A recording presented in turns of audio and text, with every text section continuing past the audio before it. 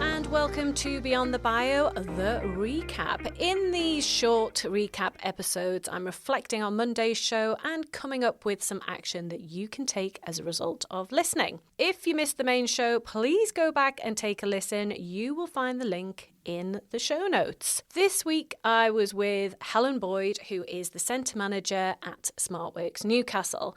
SmartWorks Newcastle, you've probably heard me mention several times before, is the charity that I chair. So my role is a voluntary role and I chair the Board of Trustees. I'm coming up to my fourth year. I've done my fourth year, in fact. So I'm in the middle of my second term. So we do terms of 3 years, which is typical for most charities. And I'm in my second term at the moment. We can do 3. If you aren't aware of SmartWorks, it is a UK-based female unemployment charity with centres around the country providing interview clothing and coaching for unemployed women within the region that each centre sits. Helen has been employed by SmartWorks Newcastle for around 6 years now and has been in a couple of roles during that time and now is our centre manager. I've covered the topic of trustees and non-exec directors a few times on the show now, and it was one of the most popular topics in my book From Unknown to Unforgettable.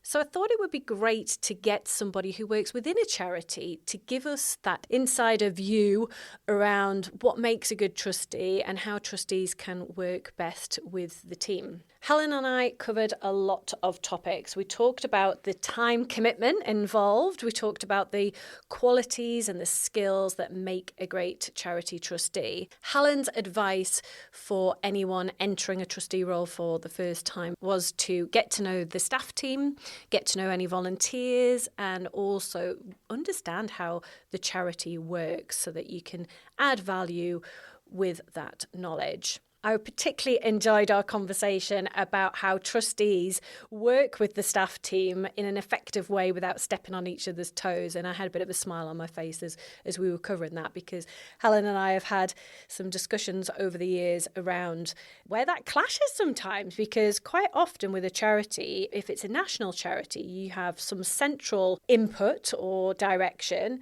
You've then got a staff team at the local charity, and then you have a board locally as well. So sometimes it can be a challenge for those 3 groups of stakeholders to work effectively. And quite often there can be different priorities within each of those groups. So communication really, really is key. It really was an interesting conversation, and I think Helen offered a lot of good advice and thoughts around what it does mean to be a great trustee. So if this is something that is on your radar, I hope that it's given you the encouragement to explore further. So my take action for this week is going to be for you to explore taking on a trustee role with a charity. So this might be something that's been on your mind for a while. You might have already done it before. You might have one at the moment. You might be thinking about moving to a different charity. I often think with charity roles, it's a really great idea to have a couple of charities in mind that you would love to volunteer for, because as Helen wisely pointed out, you've got to feel aligned to that particular mission. Otherwise, you're not going to want to put that time and effort in your own time towards the charity. So in that case, you're actually better off having a few charities in mind. And then when the opportunity comes up, you're ready, because you've already thought about the fact that you want to work with them and how you can contribute to their mission. So the take action is going to be for you to have a look locally, regionally, nationally, whatever suits you, for those charities. And then when a vacancy comes up, you're going to be in a good space to go for that. So you can find out about charities very easily. You can do a bit of a Google search. You can be following charities. You can be reading their blogs, their social media, and seeing what's going on to come up with a bit of a short list. And it might be that they're advertising now, and that could be your sign to apply. Or maybe you arrange to go for a coffee with someone that works there already, whether it be a member of the staff team or whether it be a trustee, just to learn a bit more about what is going on so that you're in a good position when you're in a position to apply.